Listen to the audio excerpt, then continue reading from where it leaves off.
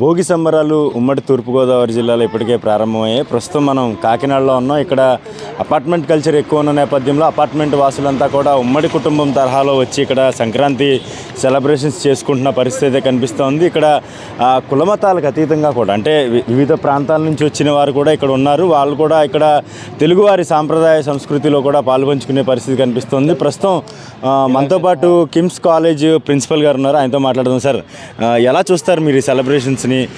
మీ ప్రాంతంలో కూడా ఎలా చేసుకుంటూ ఉంటారు? ఎలా ఉంటాయి మొత్తంగా? ముందుగా అందరికీ భోగి పండుగ శుభాకాంక్షలు. భోగి సంక్రాంతి అనేది మనకి ఈ రైతులు ధాన్యం పండించుకొని ఫస్ట్ కోత వచ్చాక మనం ఆర్థికంగా కొంచెం బాగుండి సంబరాలు చేసుకునే మొదటి పండగ. ఈ సంవత్సరం అందరికీ బాగుండాలని, అలాగే సుశ్యామలంగా ఉండాలని మనం ఈ భోగి మంటతో కొత్త సంవత్సరం ఆనందంగా స్టార్ట్ చేయాలని, అందరికీ బాగుండాలని కోరుకుంటున్నాను.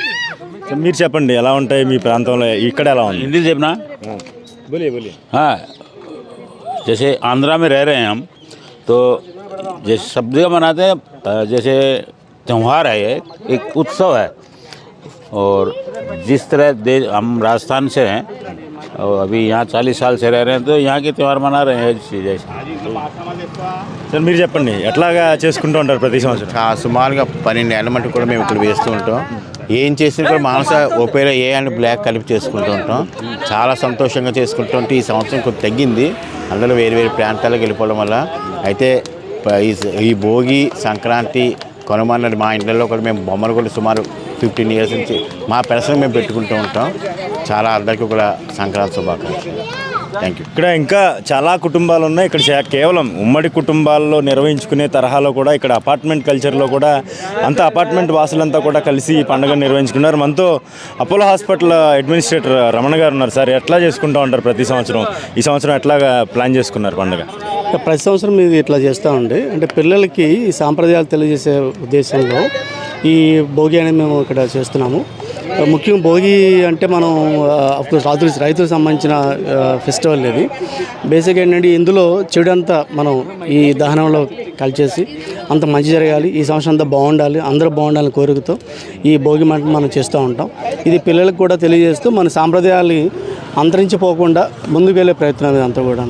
సో అందరం కలిసి ఇక్కడ సెలబ్రేట్ చేసుకుంటున్నాం. సో అందరికీ కూడా మరొకసారి భోగి శుభాకాంక్షలు అండి. మీరు చెప్పండి, పాత వస్తువులన్నింటినీ కూడా భోగి మంటల్లో వేసి కొత్తదనంతో ముందుకు వెళ్ళాలని ఈ పండుగని మనం ఎక్కువగా సిగ్నిఫికెన్స్ తీసుకుంటూ ఉంటాం. ఎట్లా నిర్వహిస్తూ ఉంటారు? మీ చిన్నతనంలో ఎట్లా జరిగేది, ప్రస్తుతం ఎట్లా జరుగుతుంది? ఇక్కడ కాకినాడలో కూడా చాలా సాంప్రదాయంగా బాగా చేస్తున్నారండి. మా అపార్ట్మెంట్ వాళ్ళందరం కూడా ఎప్పటి నుంచో ఇవి కలెక్ట్ చేసి 1 వీక్ నుంచి కాపలా ఉంచి బాగా చేపిస్తున్నారు.